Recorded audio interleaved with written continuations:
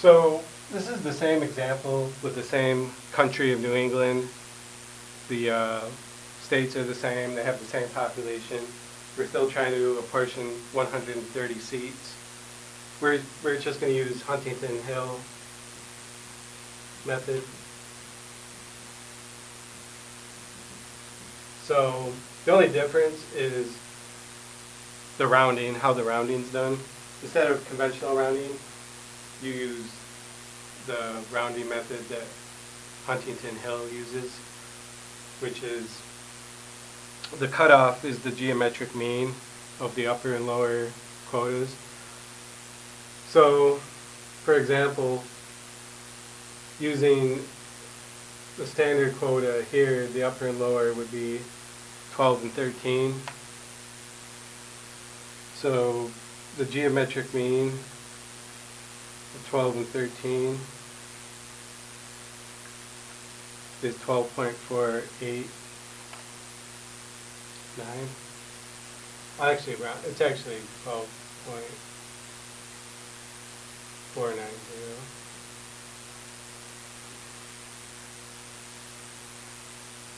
So we can find the cutoffs, the rounding cutoffs for each one. I'm leaving this here right now because it worked for Webster's method, so there's a good chance it will work for this. If it doesn't, we will just have to figure out a different suitable divisor. So for this one, the upper and lower are 60 and 61. So you multiply 60 times 61 and then take the square root of it. That would be 60.498.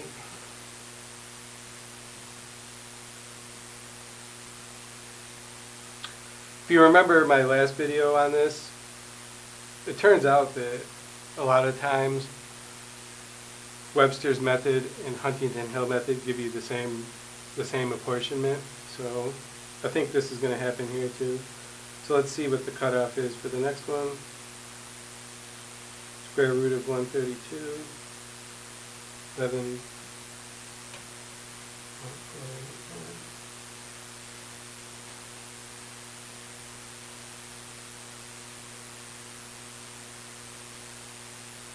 For the next one, it's 8, square root of 72, 8.485.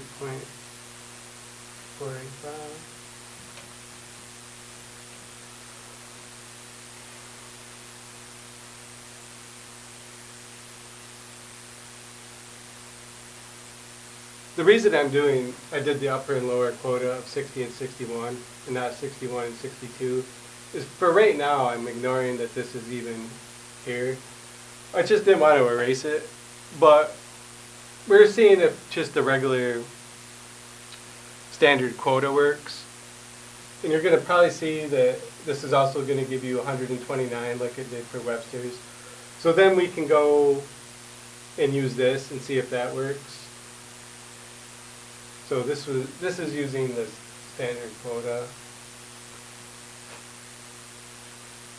I guess I should have clarified that. Interesting fact, 24 times 25 is 600.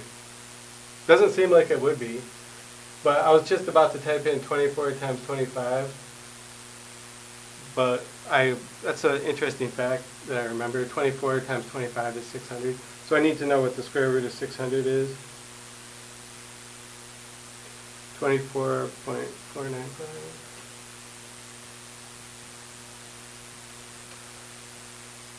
And 13 and 14.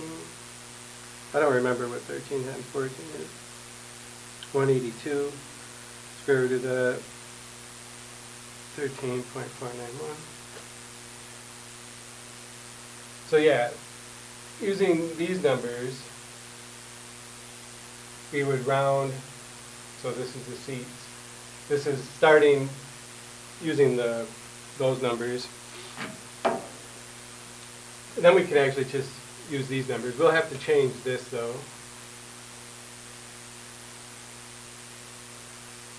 So let's see. This would go since this is below that, it goes to 12. This is above that. This is below that, so it goes down. This is below that, below that, below that.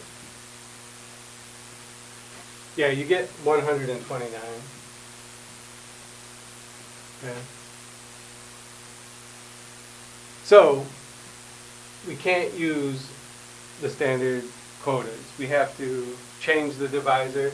So let's just see if this, changing it to this works. Okay? So I'm going to erase this now. Actually, the only thing I think I have to erase is this one, because this number is still in between 12 and 13. That's in between 11 and 12, 8 and 9. Yeah, the only one I have to change is this one. I have to see, using this number now, because we're using this divisor, I have to see what that becomes. Hopefully it will go up to 62.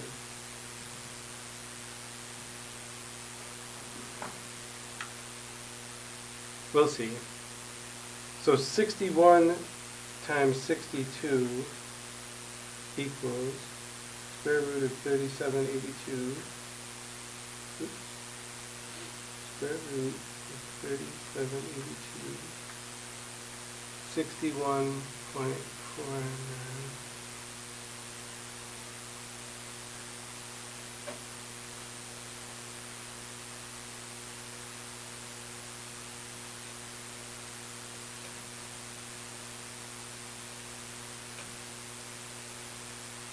Now you see, this is, let's see, this is below that, so we'll go to 12. This is below that, so let's say 61.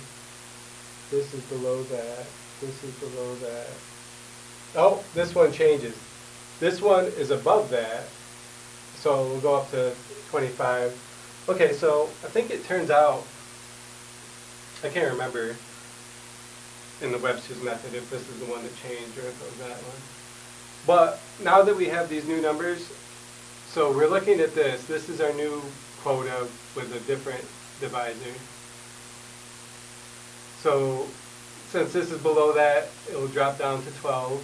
This is below that, so it will drop down to 61. This is below that, so it will drop to 11. This is below that, so it will drop to 8. But this is above that, so it will go up to 25. Yeah, I think the same numbers happen when you use this apportionment method. Since this is below that, it will drop to 13. So you actually get, and I'll double check, but usually when I have numbers to add up like this, I just add the last digit. So 3, 4, 12, 17, 20. So I know it's going to end in 0.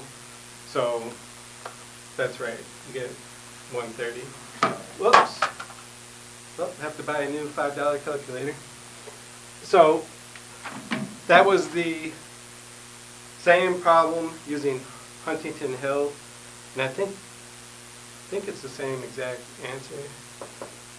I can't remember if Connecticut changed in the last one or if it was Massachusetts, but that's how you do it. So hopefully this video doesn't come out with an audio delay, but look for more videos, and you can watch videos more than once. If you didn't understand it the first time through, you could watch it again. This video is going to be under 10 minutes, so should be good. All right.